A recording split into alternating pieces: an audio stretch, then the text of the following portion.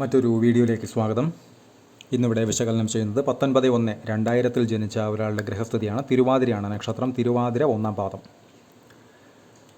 മേടലഗ്നം. ലഗ്നത്തിൽ വ്യാഴം, ശനി, ഗുളികൻ. 2 ശൂന്യം, 3-ൽ ചന്ദ്രൻ, 4-ൽ രാഹു. 5, 6, 7 ഭാവങ്ങൾ ശൂന്യം. 8-ൽ ശുക്രൻ, 9 ശൂന്യം, 10-ൽ സൂര്യൻ, ബുധൻ, കേതു, 11-ൽ കുജൻ, 12 ശൂന്യം. ഇതാണ് ഇദ്ദേഹത്തിൻ്റെ ഗ്രഹസ്ഥിതി. സ്ത്രീ ജാതകമാണത്. 2000 എന്ന് പറയുമ്പോൾ പ്രായം ഊഹിക്കാവുന്നതേ ഉള്ളൂ. അപ്പോൾ വിവാഹ ആലോചനകൾ നടക്കുന്നുണ്ട്. ഈ ഗ്രഹനില പരിശോധിക്കുന്ന സമയത്ത് പ്രധാനമായും ലഗ്നത്തിൽ മേടലഗ്നം, ലഗ്നത്തിൽ ശനി, ഗുളികൻ, വ്യാഴം. അതിൽ ശനി നീചനാണ്.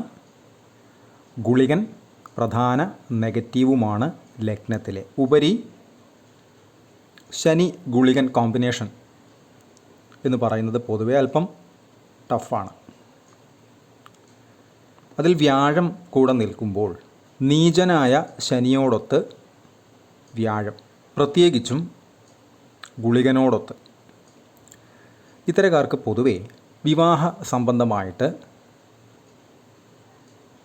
ബുദ്ധിമുട്ടുകൾ ഉണ്ടാകാനുള്ള സാധ്യത വളരെ കൂടുതലാണ്. കാരണം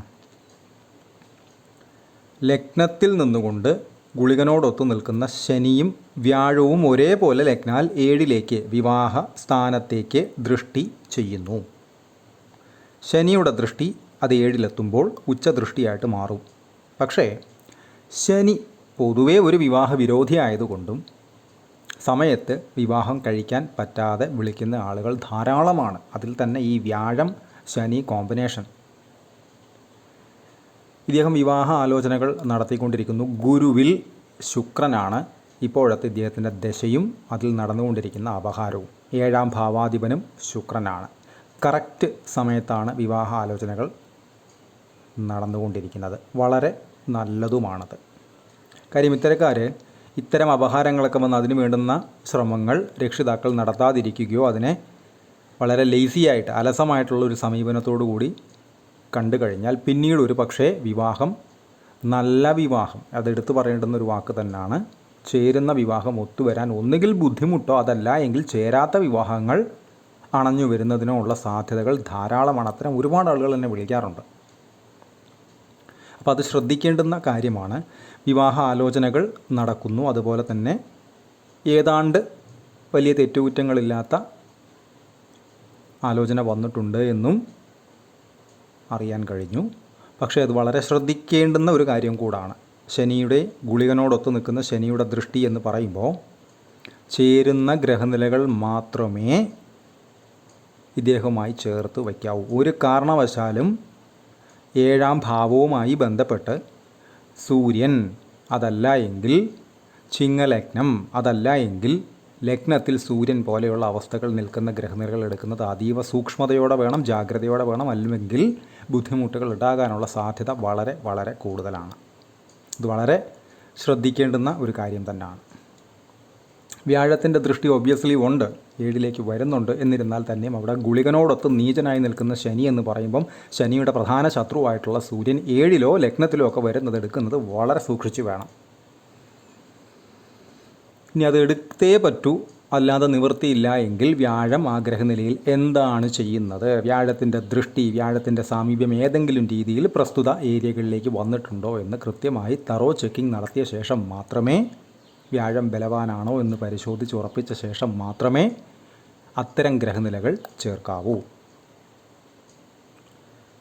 ഇത് നോക്കാതെയൊക്കെ കൃത്യമായിട്ട് പ്ലാൻ ചെയ്യാതെ, അതല്ല എങ്കിൽ വലിയ ശ്രദ്ധകൾ കൊടുക്കാതെ ഗ്രഹനിലകൾ ചേർത്ത് വെച്ച് കഴിഞ്ഞാൽ ബുദ്ധിമുട്ടുകൾ വരാനുള്ള സാധ്യത വളരെ കൂടുതലാണ്. ലഗ്നത്തിൽ നിന്നുകൊണ്ട് പ്രത്യേകിച്ചും ഗുളികനോടൊത്ത് നിൽക്കുന്ന ശനിയുടെ 7-ാമത്തെ ദൃഷ്ടി എന്ന് പറയുമ്പോൾ നീചനാണ് ശനി. അവിടെ നീചഭാവം അല്ലെങ്കിൽ നീചഫലം എന്ന് പറയുന്നത് ശനി ചെയ്യും, അല്ലെങ്കിൽ അതിനുള്ള സാധ്യത വളരെ കൂടുതലാണ്. അപ്പോൾ അതിനെ കട്ട് ചെയ്തിട്ട് വേണം വ്യാഴം അവിടെ കൃത്യമായിട്ട് വർക്കാക്കാൻ. ശനി ആയതുകൊണ്ട് കട്ടി സ്വഭാവം കൂടുതലായിരിക്കും. വ്യാഴം അതിന് ശേഷമാണ് വർക്ക് ചെയ്യുക. പിന്നെ അവിടെ വ്യാഴം വർഗോത്തമം ചെയ്ത് നിൽക്കുന്നത് കൊണ്ട് വർക്ക് ചെയ്യും, അതിൽ സംശയമില്ല. അപ്പോഴും ശ്രദ്ധിക്കേണ്ടുന്ന കാര്യം, ഗുളികൻ വ്യാഴത്തെ ഓട്ടോമാറ്റിക്കലി പിടിച്ചിട്ടുണ്ട്, ശനിയെയും. അപ്പോൾ അത് കഴിഞ്ഞിട്ടുള്ള പവർ ആണ് വ്യാഴം അവിടെ ചെയ്യുക. എന്നാലും വർഗോത്തമം ചെയ്ത് നിൽക്കുന്നത് കൊണ്ട് വ്യാഴം ഗുണപ്രദമാണ് എന്ന് വിചാരിക്കാം. അതുപോലെ തന്നെ ഇദ്ദേഹത്തിൻ്റെ ലഗ്നാൽ 3-ൽ ചന്ദ്രൻ നിൽക്കുന്ന രാശിയിലേക്ക് ഗുളികനോടൊത്ത് നിൽക്കുന്ന ശനിയുടെ 3ാമത്തെ ദൃഷ്ടി, അതുപോലെ തന്നെ 4-ൽ നിൽക്കുന്ന രാഹുവിൻ്റെ 12ാമത്തെ ദൃഷ്ടി. ലഗ്നാൽ 4 മാതാവിൻ്റെ സ്ഥാനം, വീടുമായി ബന്ധപ്പെട്ട സ്ഥാനം. രാഹു എന്ന് പറയുമ്പോൾ വീട്ടിൽ ഏതെങ്കിലും രീതിയിൽ താമസിക്കുന്ന സ്ഥലത്ത് അസ്വസ്ഥതകളോ ബുദ്ധിമുട്ടോ ഉണ്ടാവാം. അത് മനസ്സിനെ ഏതെങ്കിലും രീതിയിൽ നെഗറ്റീവായി ബാധിക്കാനുള്ള സാധ്യതയും വളരെ കൂടുതലാണ്. അപ്പോൾ അതിനൊക്കെ വേണ്ടുന്ന മുൻകരുതലുകൾ, കൃത്യമായിട്ടുള്ള പരിഹാരങ്ങളൊക്കെ എടുത്ത് തന്നെ പോവേണ്ടതുമാണ്. ഇത് വളരെ ശ്രദ്ധിക്കേണ്ടുന്ന ഒരു കാര്യം തന്നെയാണ്. 4-ലൊക്കെ രാഹു, അതല്ല എങ്കിൽ കേതു, ഗുളികൻ, നീചനായ ശനി, അല്ലായെങ്കിൽ പോലും ശനി ഒക്കെ നിൽക്കുന്നത് വളരെ ശ്രദ്ധയോടെ വേണം കാണാനായിട്ട്. അതുപോലെ തന്നെ ഈ 4-ലൊക്കെ ഇത്തരം രാഹു, കേതു, ഗുളികൻ, ശനി പോലെയുള്ള അവസ്ഥകളൊക്കെ നിന്ന് കഴിഞ്ഞാൽ പ്രത്യേകിച്ചും ഇത്തരക്കാർ വലിയ ബാധ്യതകളിലേക്കൊക്കെ പോകുന്നത് വളരെ സൂക്ഷിച്ച് വേണം. ഇപ്പോൾ ഒരു വീട് വയ്ക്കുന്നു, അല്ലെങ്കിൽ ഒരു കാർ എടുക്കുന്നു, ലോൺ പോലെയുള്ള കാര്യങ്ങളിലേക്ക് പോകുന്നത് നല്ല രീതിയിൽ ആലോചിച്ച് വേണം പോകാനായിട്ട്. അവനവൻ്റെ ബഡ്ജറ്റിന് ചേർന്ന് പോകാൻ പറ്റുന്ന എമൗണ്ടുകളിലേക്ക് മാത്രമേ കണ്ണുവയ്ക്കാവൂ എന്നൊരു അർത്ഥം കൂടെ ഇത്തരം പൊസിഷനുകളിൽ നിൽക്കുന്ന രാഹു, കേതു, ഗുളികൻ, ശനി പോലെയുള്ള അവസ്ഥകൾക്ക് നിഷ്പ്രയാസം പറയാൻ പറ്റും. കാരണം ഈ 4-ലൊക്കെ ഇതുപോലെ മോശം അവസ്ഥയിൽ നിന്നിട്ട് വലിയ ബാധ്യതകളിലേക്ക് പോയിട്ട് പിന്നീട് എന്ത് ചെയ്യണമെന്നറിയാതെ ധാരാളം ആളുകൾ വിളിക്കാറുണ്ട്. അവരുടെ എല്ലാം ഗ്രഹനില പരിശോധിക്കുന്ന സമയത്ത് 4-ാം ഭാവവുമായി ബന്ധപ്പെട്ട് എന്തെങ്കിലും കാര്യപ്പെട്ട, ഇവിടെ 4-ാം ഭാവാധിപൻ 3-ൽ നിൽക്കുന്നു, അവിടേക്ക് രാഹു ദൃഷ്ടി ചെയ്യുന്നു, 4-ൽ രാഹു നിൽക്കുകയും ഡയറക്റ്റായിട്ട് ചെയ്യുകയാണ്. ഗുളികനോടൊത്ത് നിൽക്കുന്ന ശനിയാണെങ്കിൽ ചന്ദ്രൻ, മനസ്സിൻ്റെ കാരകഗ്രഹമാണ് ചന്ദ്രൻ, അതിലേക്ക് ദൃഷ്ടിയും ചെയ്യുന്നു. അപ്പോൾ മനസ്സിന് ഏതെങ്കിലുമൊക്കെ രീതിയിലുള്ള ഇറിറ്റേഷൻസ് ആസ് പെർ റൂൾ ഉണ്ടാകാനുള്ള ഒരു സാധ്യത ഇവിടെ കൂടുതലാണ്. അപ്പോൾ അതിൽ നിന്നും പരമാവധി ഒഴിഞ്ഞു മാറി പോകുന്നതാണ് ബുദ്ധി എന്ന് തിരിച്ചറിയുക. ഇദ്ദേഹത്തിൻ്റെ ദശകൾ എടുത്തു കഴിഞ്ഞാൽ തിരുവാതിരയാണ് നക്ഷത്രം. രാഹുദശയിൽ ജനിച്ചു. 2016 വരെ രാഹു, അതിനുശേഷം വ്യാഴം 2032 വരെ, അതിനുശേഷം ശനി 2051 വരെ, അതിനുശേഷം ബുധൻ 2068 വരെ, ശേഷം കേതു, ശുക്രൻ എന്നീ ക്രമത്തിലാണ് ഇദ്ദേഹത്തിൻ്റെ ദശകൾ കടന്നു പോകുന്നത്. അതിൽ തന്നെ നടപ്പ് ദശ എന്ന് പറയുന്നത് ഗുരുവിൽ ശുക്രനാണ്. 22/1/2024 മുതൽ 22/9/2026 വരെ ഗുരുവിൽ ശുക്രൻ. എങ്ങനെയുള്ള ഗുരു? വർഗോത്തമം ചെയ്ത് ലഗ്നത്തിൽ തന്നെ നിൽക്കുന്ന ശനിയോടൊത്ത്, ഗുളികനോടൊത്ത് നിൽക്കുന്ന വ്യാഴം. എങ്ങനെയുള്ള ശുക്രൻ? 7-ാം ഭാവാധിപത്യം വഹിച്ച് 8-ൽ നിൽക്കുന്ന ശുക്രൻ.